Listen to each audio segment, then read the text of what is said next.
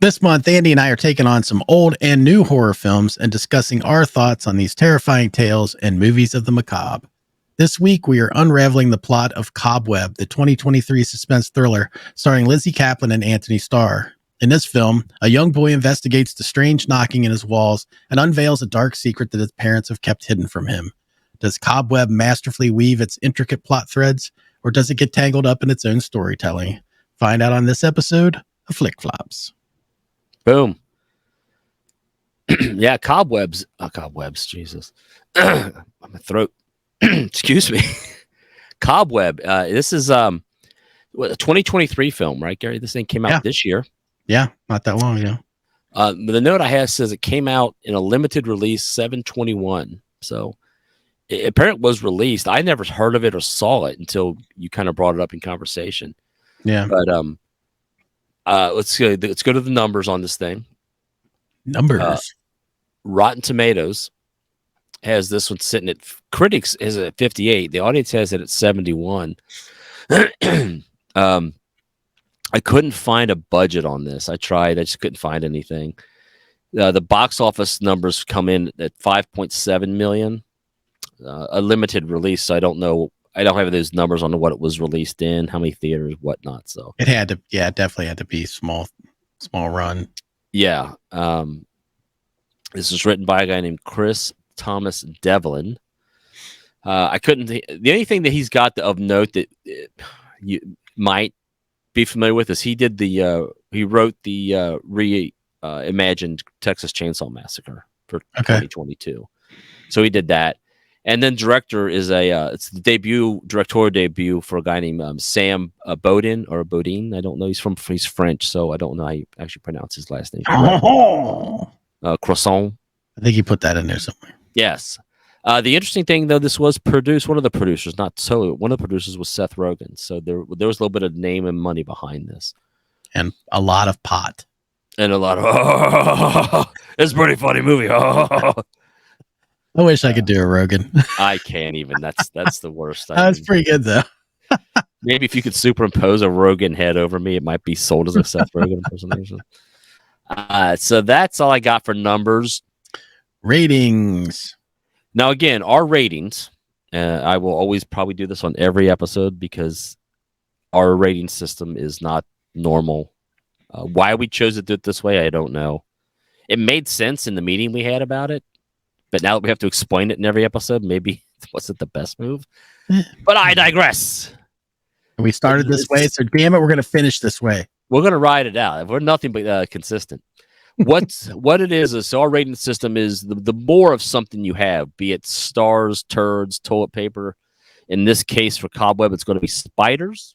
Spiders. It's going to do a little doodly because we're trying to do a theme for the month of October, Halloween, creepy. The more of these things you have, the worse the movie is. So if it's 5 spiders, it means it's a piece of crap. The movie sucked balls. Back guano. If it has 1 or even less, 0, it's video aces. This is a movie you want to see. So again, reiterate, ours is backwards. You want low numbers. It's like golf. You want low score, not high. With that being said, Gary, I give Cobweb, and again, I knew nothing about this movie. You sent it, said we should watch this movie. I'm like, I'm in, bro. Yeah. I'm sick. I'm sitting around watching movies all day. This movie captivated me. I give this 1 spider. This movie was thrilling to me. I thoroughly enjoyed this film. Awesome. And I gave this film 2 spiders. 2 spiders. That's 16 legs. I don't know why I said that. It sounds arachnid. Yeah, it sounds right. That's the dumbest thing. So, Gary, you got some bullet points and notes you want to go over, and then we'll do a quick discussion. I do not have a lot of notes for this film. Okay. All right. Yeah, I'll start. So, to me, the majority of this movie is drenched in a foreboding and creepy atmosphere. It is by no means perfect. However, it establishes this tone from the start, and it never relents. I really absorbed the boys' frame of reference in this movie. It really reminded me of being that age and finding things spooky, Halloween time especially. I had a very overactive imagination, as I felt like the boy appears to in the film, although in this movie, this boy is definitely not imagining things. Yeah. Initially, I was kind of confused at how he was suddenly more trusting of the voice in the walls than over his actual parents. But the increasing odd behavior of his parents make it clear that they are not quite what they seem, and that is established fairly early as well. Yes. However, I feel the movie falls apart in the final act. I appreciated the attempt of bringing three kind of story threads together into a head at the ending, but I felt like the bully story was pretty forced, and its part in the final act was forced. And I mostly hated the way that the teacher-student arc played out. And with that, I pass it to you. I would agree. That was a pretty darn good summarization. My notes are this. From the opening sequence, the music I thought was outstanding. I literally went and looked up the music. It's by a company called Drum and Lace. It's a synth pop artist out of Italy. It's a female, from my understanding, if I remember correctly. But the music sets the tone in this thing wonderfully. And I was like, I know we talk from time to time about scenes and music and shots, and sometimes the music for this I heard it and I was like, oh, I'm into this. Yeah, they've set the tone perfectly for me, and I want to give them total credit for it. Drum and Lace is the music for this thing. My next note about this film, very simple. You want me to beep me here real quick, Gary, because there's a cuss word, or I can change it to an autocorrect. Ducking creepy.